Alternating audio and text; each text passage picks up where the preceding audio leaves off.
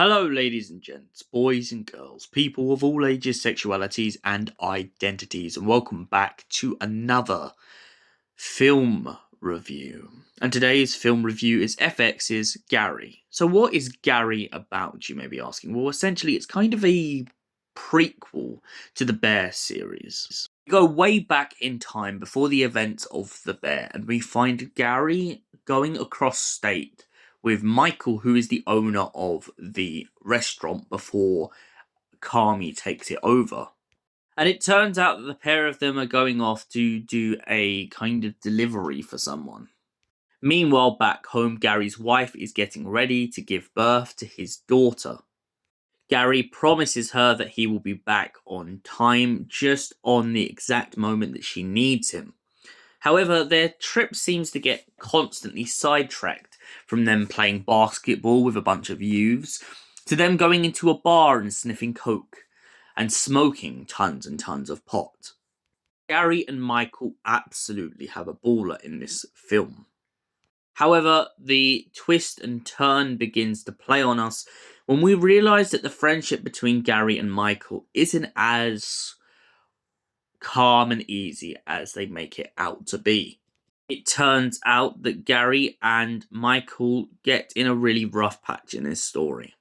And Michael begins to say some things that we're guessing by the end of the film he sort of regrets. However, when we first enter the bar, Gary is telling everyone about the time he shit his pants after essentially running out of this woman's house who was supposed to be tutoring him for maths. Then he tries to get Michael to confess some things, but Michael decides not to confess them until he's in the bathroom with a girl he really likes. Also, it turns out that Michael's phone has been sort of dead this whole time since they've been at the bar, which really begins to anger Gary, and Gary points out the fact that they're trying to keep to a time schedule. However, because Gary seems to get into Michael's face a lot throughout the course of this, Michael decides to scream in his face about the fact that he believes that he will be a worthless father, a figure who, as Michael puts it, should just run away from his responsibilities and do the world a favour.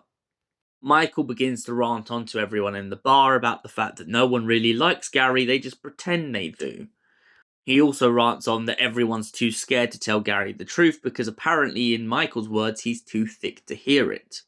Eventually, the pair of them get back in the truck and decide to drive off from the bar, leaving a woman who was actually madly in love with Michael in a state of kind of disarray. She never expected him to go that far, and she definitely never expected him to switch on his mate like that. On the way back to make up for Michael's harsh words, he tries to put the music CD into the car. However, Gary decides, out of being too pissed off at Michael, to remove the CD. The pair then return to, I'm guessing, where we started, but we're kind of in a bit of a situation on where I'm a little bit confused with the time jump. I'm assuming at some point at the end of this film that Michael has left Gary, and then we find Gary in a car where he goes to try and drive off to where I'm assuming is supposed to be the hospital, but he ends up getting hit by another car, and then the screen fades to black. So, what do I give the film Gary out of 10? Well, I've got to start with a lot of the context and my sort of subtle issues with this film. I like this. I like Gary's character. I like Michael's character. However, I feel like after the way that the format plays out, it really feels like this would have been better suited to being in an episode of The Bear. The reason for that is because the episode of The Bear gives you enough time to kind of understand cliffhangers and situations. When they're done as series, it gives you enough time to really look into it rather than jumping headfront in and being left with suspense of not knowing what's happening. I really like that we're introduced to Michael that we love from The Bear in this storyline. However, I do feel like the way that we just jump from him being this happy-go-lucky guy to him being this guy who just seems to sniff coke and go mad on people really seems to drive us crazy in this story. Why? Because we don't know why Michael has been like this. We don't know enough to know why Michael constantly gets pissed at Gary.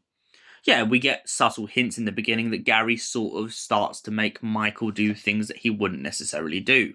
For instance, the fact that he tries to persuade him to go into the bar, then sends a woman into the car to try and persuade him to come in. Then Michael does that, but it's more peer pressure. However, overall, we're not shown enough incidents of this to give us enough understanding of how many times this has happened and how many times Michael has had Gary do this to him. I also especially feel like one of my biggest downs for this story is the fact with the ending with the car. There's no clear understanding of where this takes place and if this definitely was on his way to the hospital. It's quite clear they definitely left where they were, but what happens to Michael after that is anyone's guess. Even though I've been talking very negative, there is one thing I will give it an up for. I really like the symbolism of the burning ash and this kind of idea of either the effect of them smoking or this kind of idea that something is burning under the surface and is about to rise out of the water. And for that reason, I'm going to give Gary a solid 6 out of 10. Thank you for watching, and we'll see you in the next review. Until then, stay beautiful, you beautiful people.